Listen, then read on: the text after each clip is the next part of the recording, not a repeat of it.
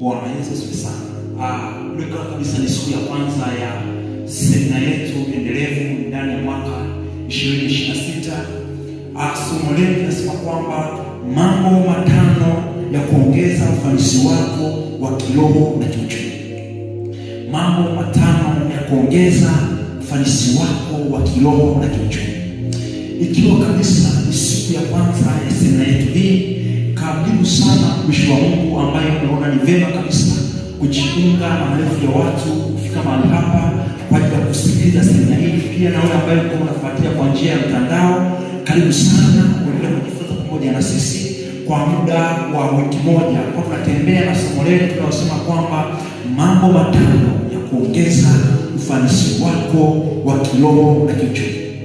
Katika maisha ambayo tunaishi hapa duniani, changamoto kubwa ambayo imefesi watu walio wengi ni swala la kutokuongezeka katika hali yao ya kiuchumi, hali yao ya kiroho, pia na hali yao ya kiuchumi. Na imekuwa ni kazi kubwa sana kwa makanisa ya leo au kwa Wakristo wa leo, ni swala la kutokuongezeka katika hali ya kiroho na kiuchumi. Na wengine imekuwa kitokea kama akaongezeka kiuchumi, kiroho atashuka chini, na kama ataongezeka kiroho, pia mtu kiuchumi anashuka chini. Kwa nimekuja na mambo matano hayo kwa siku leo, kwenda kujifunza mambo mawili. Ukijifunza tena tunazidi kwenda mbele, utazidi kuona mambo ya kufanya ili uweze kupata ustawi wa kiroho na kiuchumi. Na jambo la kwanza kabisa, naweza kuandika kwamba wanaandika mambo matano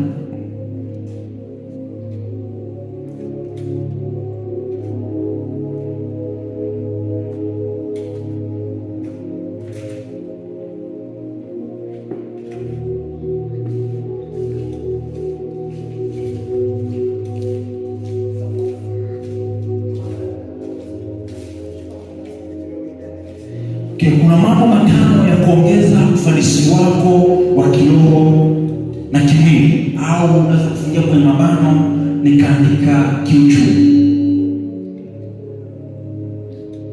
Na jambo la kwanza kabisa, ili uweze kuongezeka katika ufanisi wako wa kiroho na kimwili, jambo la kwanza ili uweze kuongezeka katika ufanisi wako wa kiroho na kiuchumi, amini katika uwezo ulionao. Amini katika uwezo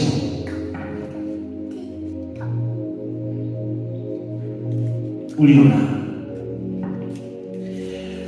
ili uweze kuongezeka katika ufanisi wako wa kiroho na kiuchumi. Cha kwanza, lazima ukubali kuamini katika ule uwezo wako ulionao. Mungu anataka kwanza uamini katika uwezo wako ulionao ili aweze kuongeza katika ufanisi wako wa kiroho na kiuchumi. Mungu alipokutana na Gideoni, kitu cha kwanza Mungu amwambia Gideoni, ondoka kwa uwezo wako huu ukaokoe wana wa Israeli na mkono wa Midiani. Yesu Kristo anamwambia Gideoni kwamba ondoka kwa uwezo wako huu uweze kuokoa wana wa Israeli na mkono wa Midiani.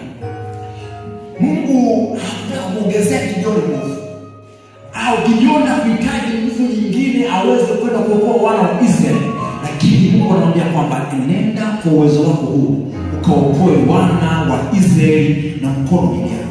Kwa hiyo nikwambia kitu, usipoweza kuamini katika uwezo ulionao, ni ngumu sana kuongezeka katika uwezo wako wa kiroho, pia uwezo wako wa kiuchumi.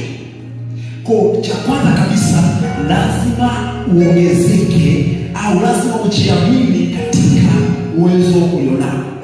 Unaposoma kitabu cha Waamuzi ile sura ya 10 ile sura ya 6 mstari wa 14, Biblia inasema Bwana akamtazama akasema, nenda kwa uwezo wako huu ukaokoe Israeli na mkono wa Midiani. Je, si mimi ninayekutuma? Mungu anamwambia Gideoni, je, si mimi ninayekutuma? Anakusema si mimi ninayekutuma, anamaanisha kwamba je, sio mimi niliyekuleta? Kwa Bwana anakuwa amekuita umemkiri yeye, cha kwanza tambua kwamba umeitwa na Mungu. Ukishajua umeitwa na Mungu, kwa kila jambo ambalo utachukua hatua kulifanya, jua kwamba hili jambo unalifanya maadamu Mungu ameniita na amenipa kibali, lazima nilifanye kwa uwezo ambao niko nao. Kwa lazima uamini kwenye uwezo wako, na usipoamini kwenye uwezo ulionao, ni ngumu sana kusogea kwenye hatua zako za kiuchumi, ni ngumu sana kusogea kwenye hatua zako za kiroho, kwa sababu utaona kwamba mimi siwezi. Na kitu pekee ambacho kinazika watu wengi, kimeua hatima, kimeua mafanikio watu wengi hawapati kiroho na kiuchumi, ni pale watu wanapoanza kuona wao ni wa kawaida. Kwa sababu mtu asiamini uwezo wake, anajiona yeye as a normal person, anafanya vitu vya kawaida na kufanya wewe usijiamini uwezo wako ambao Mungu amekupa. Mungu amempa mwanadamu na hai capacity. Una uwezo mkubwa sana ambao Mungu ameweka ndani yako. Unachohitaji ni kuamini katika uwezo ambao Mungu ameweka ndani yako. Mungu akumwongezea Gideoni nguvu ili aweze kuwa shujaa. Maana Mungu alimwambia kwamba wewe ni shujaa. Kwa Mungu anaona Gideoni kama shujaa, lakini Gideoni yeye alikuwa anajiona sio shujaa. Kwa unapokuwa tayari uko na Mungu, lazima ujue kujiita au uweze kujiangalia kwenye jicho la kilimo. Unapoanza kujitazama kwenye jicho la kilimo, moja kwa moja unajua kwamba tayari huyo mtu ameitwa na Bwana. Nikwambie kwenye Isaya 55 anasema kwamba mawazo yenu si mawazo yangu, na njia zenu sio njia zangu, asema Bwana wa majeshi. Kwa anaposema kwamba mawazo yenu si mawazo yangu, tunasema mawazo that is actually mtazamo. Kwa mtazamo wa sisi wanadamu sio mtazamo wa Mungu. Pia njia zake sio njia zetu. Anaposema kwa habari ya njia, anazungumzia utendaji. Kwa kuna namna ambayo unaona mambo kwa jinsi ya kawaida. Unaanza kuangalia mambo kwa mtazamo wa kiungu, ukasema mimi ni mwana wa Mungu, ukaanza kuyatazama tu, utaanza kuona matokeo, kwa sababu utajua kwamba akusema mawazo yake sio mawazo yangu. Pia sema kwamba mimi ni Bwana ambao mawazo ambao nawazia ninyi mawazo yao mema, asema Bwana majeshi. Kwa Bwana anakuwazia mawazo yao mema. Unapojua kwamba Bwana anakuwazia mawazo yao mema, moja kwa moja lazima ushangalie kwenye jicho la kiungu. Na kwenye hali ya kujishamili uwezo ambao uko nao, moja kwa moja lazima utembee na hali ya kujitazama kwenye jicho la kiungu.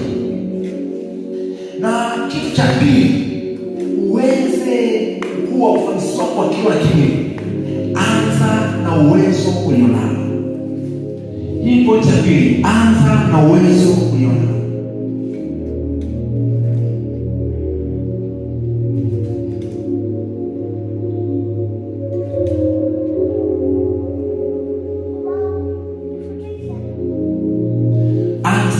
Uwezo ulionao. Kitu cha pili kabisa, uwezo kukua katika kuenenda kwenye viwango vya kiroho au viwango vya kiuchumi. Anza na uwezo ulionao. Kuamini uwezo wako ni jambo la kwanza. Baada ya kuamini uwezo unao, unapaswa kuanza nao. Naambia tena, kuamini uwezo wako au kutoa uwezo wako ni jambo la kwanza. Baada ya kuamini katika uwezo unao, jambo la pili, anza na uwezo unao. Utakapoanza na uwezo ambao uko nao, moja kwa moja utaanza kuona unafanya vitu kwa hali isiyo kawaida. Mungu anaposema nenda kwa uwezo wako huu, inawezekana katika macho ya Gideoni alikuwa ana uwezo mdogo, lakini Mungu alimtaka aanze nao. Na huenda Gideoni akajiangalia, alikuwa kabisa mimi sina uwezo wowote. Akajiangalia, ukisoma pale kwenye kitabu cha Waamuzi sura 6, ukianza pale 14, ukianza kushika chini, Gideoni anaanza mbele kwa Mungu. Anaanza kumwambia Mungu, ukitazama jamaa zangu ndio maskini katika makazi, uko wangu ndio maskini. Akatoa sababu nyingi, lakini anachotaka Mungu ni kuanza na uwezo unao. baada ya kuamini katika uwezo ambao kunao, ule uwezo anza nao. No matter mtaji wako unashindaje, ule mtaji anza nao.